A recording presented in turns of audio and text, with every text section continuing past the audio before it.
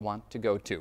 So to start things off, I'd like to welcome to the studio Miss Brynn Weinzirl. She grew up around the area and currently coaches dance at the Academy of Performing Arts in Oak Creek. And she is also, if you can't tell by her sash, the 2017 Miss Racine. Good morning, Brynn. Good morning. Thank you for having me. Tell me a little bit about this title. How did you get it and what does it mean exactly? So Miss Racine is part of a Miss America organization local pageant, and there's a whole bunch of them throughout every single state.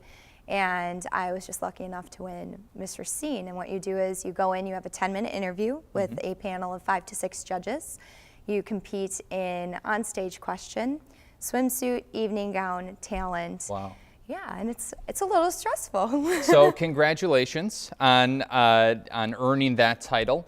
Tell me a little bit about how you go out into the community then, and do you have a certain mission? I do, yes. My mission is literacy through my platform, which is entitled #ABC Let's Read. And what exactly is that?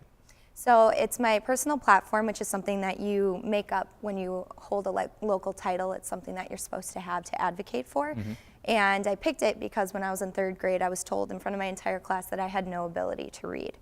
And that was really crushing for my little 3rd grade self. But I got to go into this special program, which taught me to read in a year, and then I became a tutor the year after. So I see. Yeah, it's very important. So how are you bringing that out into the community? I understand that there was a Girl Scout or a daisy patch created in honor of this program. What can you tell me about that? Yes, so this is my 2nd year. I was Miss Kenosha last year, and now I'm Miss Racine this year. So we're just doing a continuation, but it's a new patch. And what I do is I go into different Girl Scout or Daisy troops meetings, and we talk about the importance of literacy, and I share a story with them. And we talk about different reading techniques that they can use if they get stuck. And then we do a fun little literacy kind of an activity. Usually it's Play-Doh if they're younger ages with the daisies, or we write our own stories with the Girl Scouts. And then we do a quick little share where they get to share their own stories. Yeah, when you talk to these young girls, we have pictures of them up right here. Do some of them have similar stories to maybe what you went through when you were a young girl? And do you tell them about how you got through your own challenges at that age? What do you tell them? Yeah, actually, because the story that I do share focuses around my own struggle with literacy, that does spark a lot of maybe other struggles in math or struggles in social studies or science, and sometimes it's even reading. But I feel like it kind of pulls that out of the students, or the children in this case, just makes them feel more comfortable with their insecurities and feel that they can share it. Yeah.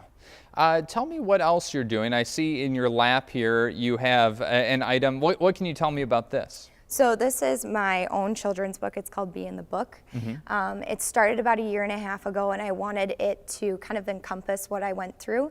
And I tell my story through the main character, which is Bee.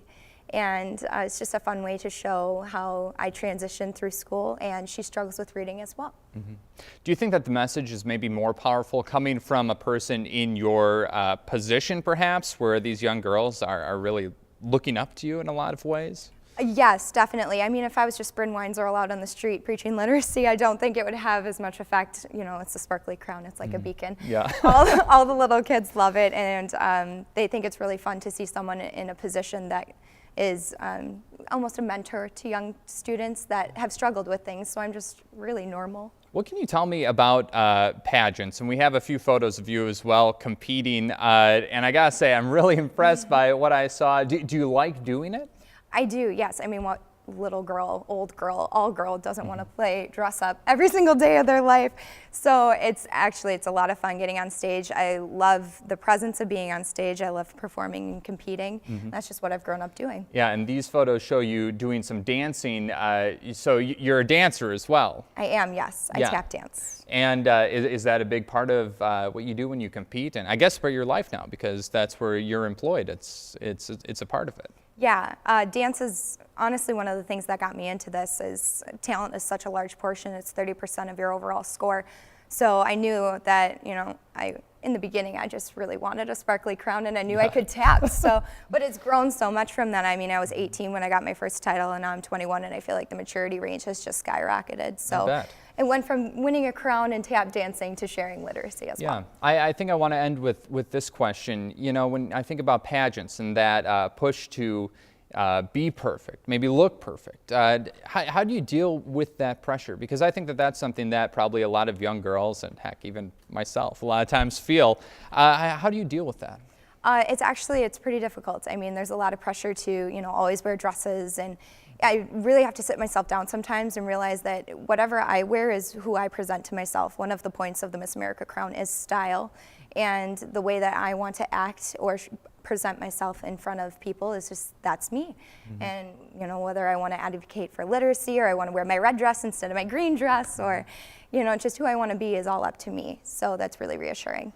Great. Well, thank you so much, Brynn, for coming on the program. I really do appreciate it, and I think that for sure we should all be checking out your book whenever we get a chance to get our hands on it. Okay, thank you.